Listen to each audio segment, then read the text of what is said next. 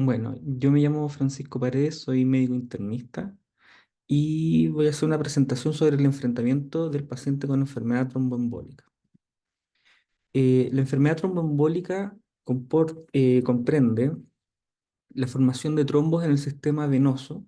La mayor parte de las veces cuando nos referimos a enfermedad tromboembólica hablamos de trombosis que se forman a nivel del sistema profundo venoso de las extremidades inferiores, lo que se conoce como trombosis venosa profunda o TVP, y de la presencia de trombos a nivel de la circulación pulmonar, que es lo que es el TEP. Y eso comprende un continuo de enfermedad entre lo que es la TBP y el TEP, entendiendo que la mayor parte de los eventos embólicos pulmonares son trombos que también se formaron en las extremidades inferiores. Pero también parte de la enfermedad tromboembólica comprende la formación de trombos a nivel de sitios más inhabituales, como podría ser el sistema venoso a nivel del sistema nervioso central o a nivel esplácnico, digamos, todo el sistema venoso portomesentérico.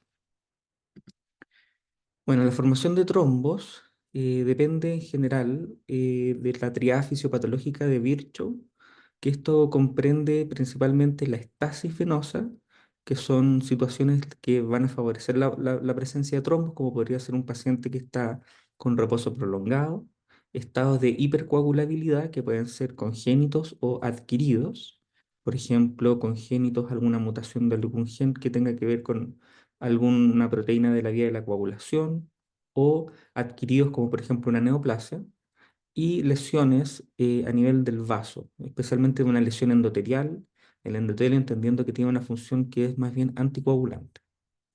¿Ya? La enfermedad tromboembólica, en ese sentido, uno la puede catalogar o la puede clasificar dependiendo si es que uno logra conocer la causa o el factor predisponente que generó el trombo. Entonces uno puede hablar de factores de riesgo conocidos o posibles de determinar con la evaluación clínica, que es lo que se llama o antes se llamaba como embolía o trombosis provocada, y pacientes que tienen factores de riesgo que no son pesquisables o uno no logra determinar a la evaluación clínica, en los exámenes básicos de laboratorio, el por qué el paciente hizo un evento trombótico. Y esos son los pacientes que tienen trombosis no provocada. Vamos a ver que esto es importante más que nada para determinar primero la causa y si es que esa causa existe, tratar de corregirla, y si es que no es capaz de ser pesquisable la causa, el enfrentamiento del paciente difiere un poco de quien tiene un factor provocado. Entonces, los factores de riesgo para generar un evento tromboembólico, que son fuertes, o sea que tienen un odds ratio mayor a 10, son, por ejemplo, tener una fractura de la extremidad inferior, ¿ya? Hospitalizaciones por insuficiencia cardíaca o fibrilación auricular en los 3 meses previos, cirugías ortopédicas, especialmente de cadera y rodilla, un paciente politraumatizado, la presencia de un infarto al miocardio y, bueno, el antecedente de tener una trombosis previa, una embolía previa, eso es un factor de riesgo muy importante para repetir el episodio. Ya hay pacientes con lesión de la médula espinal, entendiendo que eso genera una inmovilidad importante, especialmente pacientes que quedan parapléjicos o tetraplégicos. De ahí otros factores de riesgo que son más bien moderados, pero que son importantes de determinar, especialmente en la evaluación clínica, son pacientes que tienen enfermedades autoinmunes, ¿ya? Por ejemplo, pacientes con lupus o pacientes con enfermedad inflamatoria intestinal, son pacientes que tienen eventos tromboembólicos con mayor riesgo, pacientes con insuficiencia cardíaca o la presencia de cáncer o accidentes cerebrovasculares, eso son factores de riesgo relativamente importantes que uno podría considerar como con riesgo moderado. Si uno hace un esfuerzo clínico en la anamnesis, en el examen físico, en los exámenes de laboratorio por determinar cuál fue la causa de un evento tromboembólico, uno podría llegar a encontrar esto hasta en un 80% de los pacientes que tienen un evento trombótico. Entonces lo importante, vamos a ver, es la evaluación clínica para determinar la etiología del evento trombótico, además de manejar el evento trombótico como tal. Entonces, la aproximación inicial en ese sentido requiere una historia clínica detallada, próxima y remota en la anamnesis, el examen físico dirigido, exámenes de laboratorio básicos, estudios de imágenes que estén disponibles y, idealmente, completar el screening de neoplasias para la edad de esa persona. Entonces, en la anamnesis remota va a ser importante saber si es que el paciente de base tiene alguna enfermedad autoinmune que predisponga a trombosis. Como dije, el lupus, las enfermedades inflamatorias intestinales predisponen mucho a eventos tromboembólicos, ya la colitis ulcerosa, la enfermedad de Crohn, y obviamente el síndrome antifosfolípido es una enfermedad trombótica propiamente tal, ¿ya? Antecedentes de infecciones recientes, el COVID-19 con la pandemia demostró que era una enfermedad muy trombogénica, y también la presencia de hospitalizaciones en los últimos 3 meses, la presencia de inmovilidad por cualquier motivo o tener antecedentes de neoplasia. Lo otro que es muy importante es que el paciente haya tenido un evento trombótico previo. Si este fue no provocado, o sea, en ese evento pasado no se logró determinar la causa, el riesgo que ese paciente tiene de presentar otro evento trombótico es bastante importante, bastante elevado. Así que esos antecedentes médicos son importantes que uno los rescate. De ahí están los antecedentes quirúrgicos, por ejemplo, un paciente que se acaba de operar de una cirugía mayor, alguien que tuvo un trauma importante o procedimientos endovasculares. Eso podría explicar un evento trombótico después en los siguientes meses. La presencia de fármacos, especialmente de terapias hormonales como los anticonceptivos orales, la terapia de reemplazo hormonal, se consideran factores de riesgo moderado para evento trombótico, así que uno podría pensar que eso también tiene algún factor etiológico posible. La heparina, si bien es cierto, es un anticoagulante. Algunos pacientes pueden tener efectos adversos con la heparina, que es especialmente la trombocitopenia inducida por heparina, que es una patología que tiene un mecanismo autoinmune que genera trombocitopenia, pero paradójicamente favorece la formación de trombos. Ya hay algunos quimioterápicos también. El tabaquismo es un factor de riesgo para trombosis, aunque menor, y de ahí, antecedentes familiares, esto es muy relevante porque si hay familia, ya sea padres, hermanos o hijos que han tenido eventos trombóticos no provocados, eso hace sospechar que podría haber cierto grado de predisposiciones familiares, como una trombofilia hereditaria, por ejemplo, especialmente si estos familiares han tenido eventos trombóticos antes de los 50 años. ¿Ya? De lo gineco-obstétrico va a ser importante los accidentes obstétricos, pensando en el SAF, por ejemplo, mujeres que hayan tenido abortos recurrentes o pérdidas en el segundo o tercer trimestre. De la anamnesis próxima, va a ser importante saber si es que el paciente en el último tiempo ha tenido síntomas de enfermedades que sugieran algo de base, por ejemplo, síntomas constitucionales o síntomas B que hagan sospechar neoplasias, u otros síntomas que hagan sospechar neoplasias como rectorragia, por ejemplo, o síntomas que sean más bien de la esfera autoinmune, como artralgia, artritis, úlceras orales, o síntomas de la esfera gastrointestinal que hagan sospechar una enfermedad inflamatoria intestinal. Entonces, lo importante en la anamnesis próxima es ver, el paciente probablemente va a estar consultando por el evento trombótico, pero una vez que el paciente esté estable, interrogarlo para ver si es que este último tiempo ha tenido síntomas que sugieran alguna de estas enfermedades, porque uno así va a ir a buscarlas dirigidamente, pensando en que estas podrían ser la causa del evento trombótico. Entonces, siguiendo en la misma línea, el examen físico va a tener un poquito el mismo objetivo. Hay que buscar estigmas de baja de peso, pensando por ejemplo en neoplasia, la presencia de adenopatías o masas palpables, también buscando lo mismo, o enfermedades autoinmunes que también pueden generar adenopatías. Si el paciente llega con un edema sistémico, uno podría pensar que hay una insuficiencia cardíaca o, por ejemplo, un síndrome nefrótico que predispone también a eventos trombóticos y síntomas de la esfera autoinmune como úlceras orales, ojo rojo, artritis o la presencia de ascitis y hepatoesplenomegalia. ¿Ya? Entonces, si nos damos cuenta, tanto la anamnesis remota, la anamnesis próxima y el examen físico siempre van a estar dirigidos a buscar una causa subyacente, ¿ya? Logrando entender que un 80% de los pacientes uno podría lograr encontrar una causa identificable de, como origen o factor de riesgo del evento trombótico. ¿Ya? Entonces, cuando un paciente tiene un TEP o una trombosis venosa profunda, además de manejar el evento como tal, que vamos a ver que es con anticoagulantes en la mayor parte de los casos, además tiene que ir esta otra rama de evaluación que es como buscar un poco la causa subyacente. El laboratorio básico en general es lo que se debería hacer en todo paciente con evento trombótico.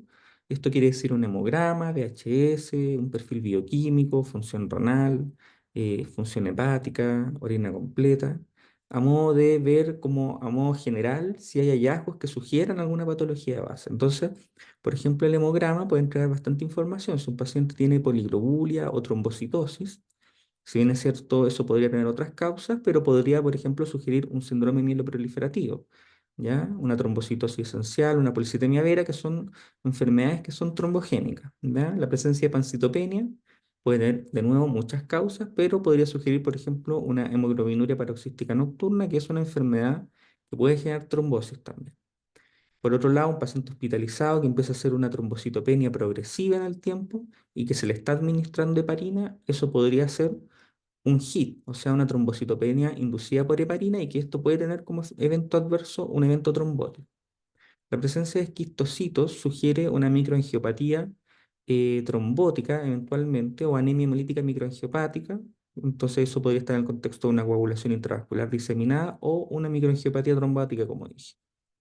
VHS elevado se presenta en enfermedades neoplásicas, en enfermedades autoinmunes. En el perfil bioquímico podríamos ver la presencia de hipercalcemia o LDH elevada, que pueden sugerir también neoplasias, como por ejemplo un linfoma o un tumor sólido. El perfil hepático podría estar alterado y sugerir una cirrosis. Ya los pacientes cirróticos en general se tiende a pensar más bien que son tendientes a la hemorragia, porque muchas veces hacen hemorragias digestivas altas por varices esofágicas, ya, con hematemesis o melena, pero esa hemorragia tiende a ser mucho más como fisiopatológicamente causada por la hipertensión portal. Pero en pacientes cirróticos habitualmente se genera un rebalance hemostático por la producción disminuida tanto de proteínas procoagulantes, pero también anticoagulantes, y eso muchas veces genera un balance más bien a lo protrombótico. Así que el paciente cirrótico tiene un perfil muchas veces más bien protrombótico que hemorragíparo. La función renal para ver si hay proteinuria en rango nefrótico y la presencia de las pruebas de coagulación básicas que podrían sugerir indirectamente una enfermedad como un síndrome antifosfolípido. De las imágenes, la evaluación en general uno no pide imágenes eh, como escáner de abdomen y pelvis u otro tipo de imágenes para buscar ninguna enfermedad en especial. En general, a priori, la evaluación imagenológica en el paciente con trombosis va a estar dirigido a el diagnóstico de la trombosis. O sea, si es que uno sospecha una TDP en la extremidad inferior, se solicitará una ecografía Doppler, si es que se sospecha una embolía pulmonar, un angiotac a nivel del tórax, eso como estudio inicial. Eh, y otros exámenes imaginológicos van a depender de los hallazgos que nosotros hayamos pesquisado en la anamnesis, en el examen físico. O sea, si palpamos una hepatosplenomegalia o el paciente se está quejando de que tiene dolor abdominal o estado con hemorragia digestiva baja, bueno, tal vez sea necesario tomar un escáner de abdomen y pelvis o pedir una colonoscopía, etcétera, pero eso va a ser dirigido según lo que hayamos investigado en la evaluación clínica. Y adicionalmente, los pacientes que tienen eventos tromboembóticos deberían someterse a un screening de neoplasia que es para la edad. O sea, que no tiene que ver con el evento trombótico, sino que estar atentos a que nuestros pacientes tengan su screening para la población general actualizado. Entonces, si tiene más de 50 años, al menos debe tener una colonoscopía o algún otro test para buscar neoplasia de colon. Lo mismo para el cáncer de próstata, el cáncer de mama en las mujeres y el cáncer cervicuterino. Uno, en general, en los eventos tromboembólicos no busca cáncer activamente con estudios avanzados, sino que se hace un interrogatorio dirigido a los pacientes, en la anamnesis remota, en la próxima, en el examen físico y en los exámenes generales, y ahí uno va a ver si es que sospechamos alguna enfermedad neoplásica y la vamos a buscar con más detención, ¿ya? Entonces, si alguien está con rectorragia, ha tenido un cambio del hábito en las deposiciones, o tiene una anemia ferropénica, microcítica hipocrómica, por ejemplo, en un hemograma, uno podría sospechar que ese paciente puede tener una neoplasia del tubo digestivo y por lo tanto habrá que estudiarlo ya dirigidamente con una endoscopia digestiva alta o una colonoscopia. Bueno, toda alteración pesquisada debe ser evaluada dirigidamente, lo que hablamos, ¿ya? Si es que uno no encuentra nada, entonces la pregunta es si es que hay que estudiar algo más, ¿ya? Entonces, una vez que uno realiza la evaluación inicial y si no hay hallazgos relevantes en la anamnesis, en el examen físico, en los exámenes generales, la pregunta es si es que habría que estudiar algo más eh, como causa de trombosis, como por ejemplo las trombofilias, ya sean hereditarias o adquiridas.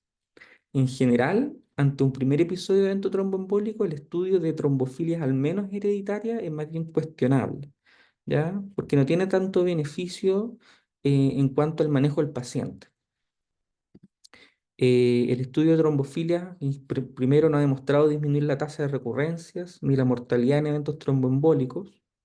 El manejo está mayormente determinado por el riesgo de recurrencia, o sea, si es que el evento fue provocado o no a la evaluación clínica, ¿ya? Vamos a ver que en general los pacientes que tienen un evento tromboembólico donde uno determina la causa, por ejemplo, hay una neoplasia o el paciente se operó hace poco de la cadera, el manejo va a ser más dirigido a eso. O sea, si el evento trombótico fue provocado por una cirugía, una vez el paciente se recupere de la cirugía, uno da un tiempo determinado anticoagulante y después eso se suspende.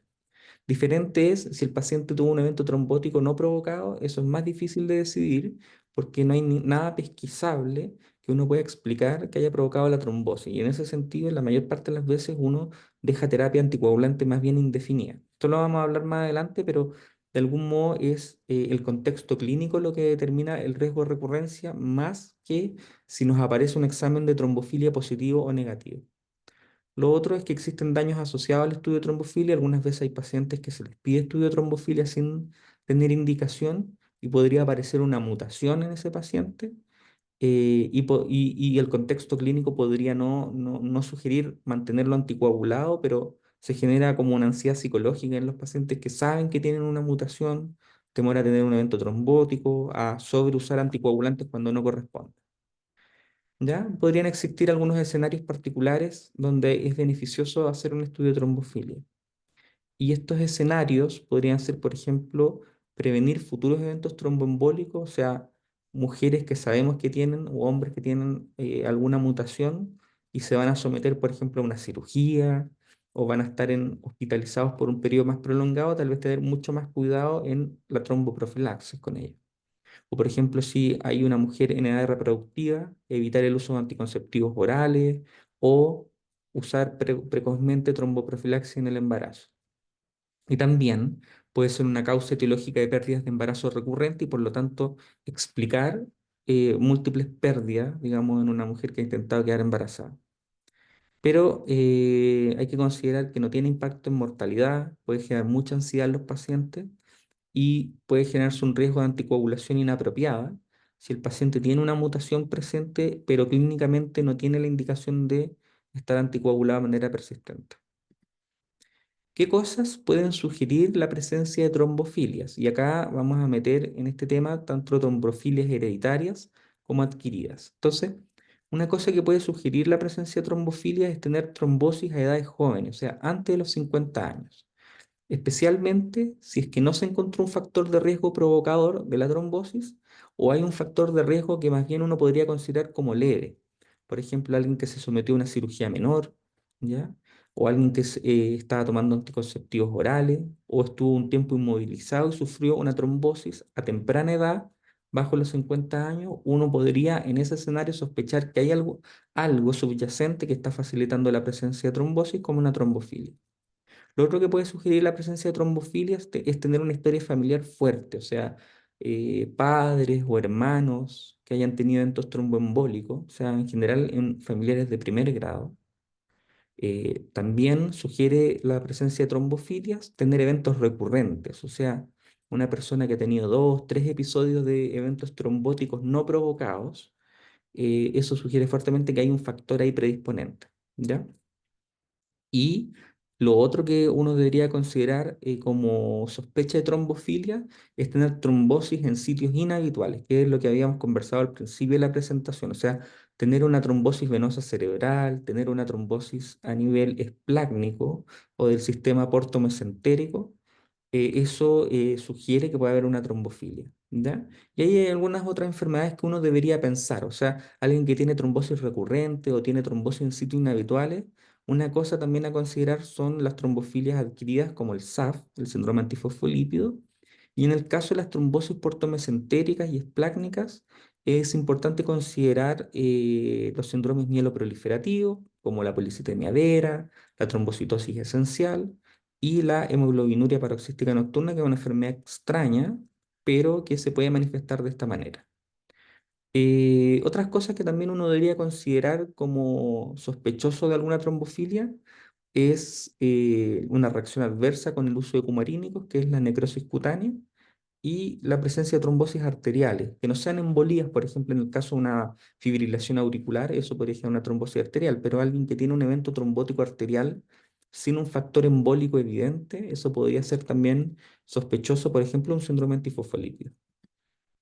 ¿Qué estudiar? En el caso de las trombofilias hereditarias, está la mutación del factor 5 Leiden y la mutación del gen de la protrombina, que son mutaciones que incrementan la actividad procoagulante y en menor frecuencia o más raro aún son la actividad anticoagulante disminuida, como podría ser la disminución de la actividad de la proteína C, proteína S o de la antitrombina 3. Em, y factores adquiridos, bueno, la presencia de un síndrome antifosfolípido. Otras causas que ya mencionamos son los síndromes mieloproliferativos y la hemoglobinuria paroxística nocturna, especialmente en pacientes que tienen trombosis portomesentérica, o sea, a nivel intraabdominal. Con respecto al estudio de trombofilia, entonces comentamos un poco cuáles son los escenarios en los cuales podríamos sospecharlas, que no quiere decir necesariamente que las vamos a tener que estudiar, especialmente las trombofilias hereditarias, no necesariamente se estudian porque muchos de los pacientes simplemente se van a anticoagular y se van a asumir que tienen una enfermedad subyacente. Eh, Diferente es, por ejemplo, si se sospecha un síndrome mieloproliferativo o el síndrome antifosfolípido, porque esas son enfermedades que requieren una terapia dirigida. Eh, pero a quienes no estudiar, en general, la mayoría. O sea, cualquier evento tromboembólico que es no provocado en mayor de 50 años, en general se sugiere no hacer estudio de trombofilia. Si una trombosis es provocada, como dijimos, alguien que se operó de la cadera o que estuvo hospitalizado por insuficiencia cardíaca y después le da un evento tromboembólico, bueno, ahí hay una causa explicable del evento trombótico. Y tampoco uno debería estudiar a alguien que tiene una morbilidad conocida que causa trombosis. Por ejemplo, alguien que tiene una enfermedad inflamatoria intestinal, neoplasias activas, etcétera. O sea, causas que uno puede explicar el evento trombótico, tampoco debería uno estudiar eh, trombofilias hereditarias especialmente. ¿Ya? No, esto no va a alterar ni el manejo anticoagulante ni profiláctico. ¿Cómo se tratan los eventos trombóticos? Bueno, en general, la mayor parte del tratamiento es con anticoagulación. En un porcentaje menor de pacientes uno ocupa fármacos trombolíticos, especialmente en la embolía pulmonar cuando se presenta de manera grave con compromiso hemodinámico. Eso podría ser una indicación de terapia trombolítica o en el caso de una trombosis venosa profunda que tiene una complicación vascular grave como la flegmasia cerulear dolens, podría eventualmente eso ser indicación de trombolisis, pero en general todas estas enfermedades se anticoagulan y esa anticoagulación puede ser con heparinas, ya sea no fraccionada o de bajo peso molecular, antagonistas de la vitamina K como el acenocumarol o la warfarina y anticoagulantes directos como podría ser el rivaroxaban, apixaban, dabigatran, entre otros. ¿Cuáles son las ventajas y desventajas y los escenarios clínicos en los cuales uno va a ocupar estas anticoagulantes? Bueno, lo primero a decir es que cuando un paciente se presenta con un evento tromboembólico, uno intenta que el efecto anticoagulante sea relativamente inmediato. Y eso en general lo poseen las heparinas y los anticoagulantes directos, actúan bastante rápido. El antagonista de la vitamina K en general requiere llegar a rango terapéutico que se mide con el INR y por lo tanto nos sirve como monoterapia inicial. Uno debería partir al menos con heparinas o eventualmente anticoagulantes directos. ¿Ya? Lo segundo es que cada fármaco tiene algunos beneficios y contraindicaciones. Las heparinas en general, cuando son de bajo peso molecular, se pueden inyectar vía subcutánea y tienen un efecto rápido de acción, pero en general no se pueden ocupar con tasas de filtración glomerular bajo 30. En general, tienen mayor riesgo de hemorragia y de que se acumule el fármaco. A diferencia de la heparina no fraccionada, que se pasa en bomba de infusión continua y que sí se puede ocupar con pacientes que tienen una tasa de filtración glomerular disminuida. ¿Ya? Eh, las heparinas en general, uno las puede indicar en pacientes con neoplasias, especialmente en pacientes con neoplasias avanzadas y que tienen compromiso el tracto digestivo, como una neoplasia de colon o neoplasias, por ejemplo, gástricas, serían fármacos de elección en ese escenario. En pacientes con neoplasia, los anticoagulantes directos han ido ganando terreno y actualmente se consideran que pueden ser utilizados en este escenario, pero uno debería tratar de evitarlos cuando hay compromiso de mucosas que generen un alto riesgo de sangrado, como lo que acabo de decir, un cáncer de colon o tumores gástricos o tumores genitourinarios que tienen alto riesgo de sangrado. En general uno prefiere un poquito más las heparinas en, en ese escenario. ¿Ya? Los anticoagulantes directos, algunos fármacos tienen algunos antídotos en caso de que el paciente sangre, pero están poco disponibles. En cambio, las heparinas tienen a la protamina como un antídoto, y los antagonistas de vitamina K, su efecto se puede evitar o revertir con transfusiones de plasma fresco congelado, por ejemplo, que tienen proteínas que son dependientes de vitamina K y además administrando vitamina K. Entonces, es un poco la ventaja de las heparinas y los antagonistas de vitamina K es que se puede revertir su efecto más fácilmente actualmente que los anticoagulantes directos, en términos generales. ¿Ya? Eh, y bueno, el tiempo de tratamiento va a depender un poco del balance que uno haga del riesgo y del beneficio. ¿Ya? El riesgo, más que nada, el riesgo de sangrado. Los anticoagulantes aumentan el riesgo de sangrado y el beneficio va a ser en un poco lograr que el trombo no siga expandiéndose y que el mismo sistema fibrinolítico del cuerpo vaya recanalizando el vaso venoso que está ocluido. Entonces, en ese sentido, al menos los pacientes que tienen un evento tromboembólico, una TBP o una embolía pulmonar, se tratan al menos por 3 meses, ¿ya? Y dependiendo cuál sea el escenario clínico, uno puede extender o no ese periodo. Entonces, en los pacientes que tienen un factor de riesgo transitorio, ya sea, por ejemplo, se operaron hace poco y tuvieron un evento tromboembólico, o tienen un cáncer, pero el tumor se resolvió, el paciente se curó del cáncer, o el paciente tuvo una fractura de extremidad inferior, pero ya la fractura después se resuelve. En general, esos efectos transitorios de riesgo, uno le da una terapia por 3 meses. Y después se asume que el riesgo de la trombosis a largo plazo es bastante menor, dado que la causa se resolvió, y uno puede suspender la terapia anticoagulante. En los pacientes que tienen trombosis distales, por ejemplo, una TBP distal bajo la vena poplitea, son pacientes de bajo riesgo también en general, y uno podría en un primer episodio dar una terapia por 3 meses y después suspender. Por otro lado, en verde, vemos que los pacientes que tienen un factor de riesgo que no está resuelto, que es indefinido, por ejemplo, un paciente con cáncer, con metástasis, que es algo que sabemos que no se va a resolver en el tiempo, ese paciente debería requerir una terapia más bien indefinida.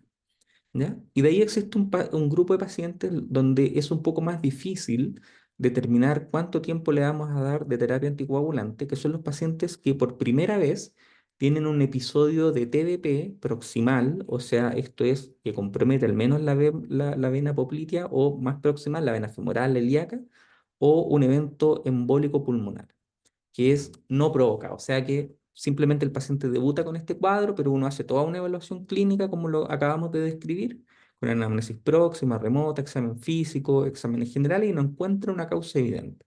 Entonces se sabe que esos pacientes tienen un riesgo de recurrir con un evento trombótico si es que uno suspende la anticoagulación. En general, se sabe más o menos que el riesgo de recurrencia en la población general al año de haber suspendido el anticoagulante es más o menos de un 10% y a los 5 años como un 30%. Los hombres tienen un poco más de riesgo y las mujeres un poco menos de riesgo en ese mismo escenario, ¿ya? Entonces, ahí lo que uno tiene que hacer es un balance entre el riesgo de mantener la anticoagulación más de 3 meses en esos pacientes o suspenderla. Y el riesgo de mantener la anticoagulación de manera más bien definida va a estar dado por el riesgo hemorrágico que tenga esa persona. Entonces, si un paciente tiene muchas comorbilidades, tiene enfermedad renal crónica avanzada, es cirrótico y tiene un daño hepático muy avanzado, o es un paciente que ya ha tenido episodios hemorrágicos previos, entonces puede considerarse que ese paciente tal vez tiene un riesgo hemorrágico muy alto y probablemente el balance va a ir más bien a tratar de no prolongar tanto la anticoagulación. Por otro lado, personas que son jóvenes, sanas y que solamente tienen este evento trombótico, probablemente el riesgo hemorrágico no va a ser tan alto y el prevenir otro evento trombótico va a ser más beneficioso porque va a evitar morbilidad y eventualmente mortalidad. ¿Ya? Eh, También hay que considerar que los hombres en general tienen mayor riesgo de hacer recurrencias y por lo tanto en la evaluación de un hombre que tiene un evento tromboembólico no provocado, en general la balanza tiende a cargarse más hacia mantener la anticoagulación. Bueno, entonces acá vemos en este esquema que si un paciente tiene un evento trombótico no provocado y este es un segundo evento, o sea, el paciente ya tiene un antecedente previo, probablemente sabemos que ese paciente tiene una predisposición a hacer eventos trombóticos y lo vamos a mantener anticoagulado de manera indefinida. ¿Ya? Por otro lado, si conversamos el paciente los pros y los contras de mantenerlo anticoagulado y el paciente prefiere mantenerse anticoagulado, lo vamos a mantener anticoagulado. Y si el paciente tiene un temor importante o nosotros creemos que tiene un factor de riesgo hemorrágico muy importante, puede que mantengamos la terapia solo por 3 meses y después suspendamos. ¿Ya? Hay algunas cosas que también se pueden hacer en el caso que existan dudas, como por ejemplo suspender la anticoagulación y medir al mes un dímero D y anticuerpos antifosfolípidos, o sea, el anticoagulante lúpico, los anticardiolipina, etcétera. Si el paciente al mes de suspendida la anticoagulación, estos marcadores salen positivos, el dímero D sale elevado, el anticoagulante lúpico sale elevado, tal vez vamos a saber que este paciente puede tener un riesgo mayor de trombosis y vamos a reiniciarle la anticoagulación. Pero este último plan que acabo de comentar hay que conversarlo con el paciente, ¿no? Antes de hacerlo. Entonces, en conclusión, la enfermedad tromboembólica es algo multifactorial y está gatillado por factores hereditarios y ambientales. La evaluación del paciente con enfermedad tromboembólica es clínica y requiere una evaluación detallada de antecedentes, de síntomas actuales y examen físico dirigido. Requiere el estudio de laboratorio general. No se requieren en general estudios adicionales, excepto que uno encuentre cosas en la evaluación clínica previa. Y la presencia de trombofilia hereditaria no ha evidenciado cambiar el manejo anticoagulante o profiláctico, no disminuye la tasa de recurrencia ni mortalidad. Y la anticoagulación es el tratamiento de la enfermedad tromboembólica. Su tiempo de duración depende un poco de lo que acabamos de conversar. El riesgo-beneficio del tratamiento, entendiendo que el riesgo principalmente está mediado por la hemorragia. Eso, espero que les haya servido esta clase.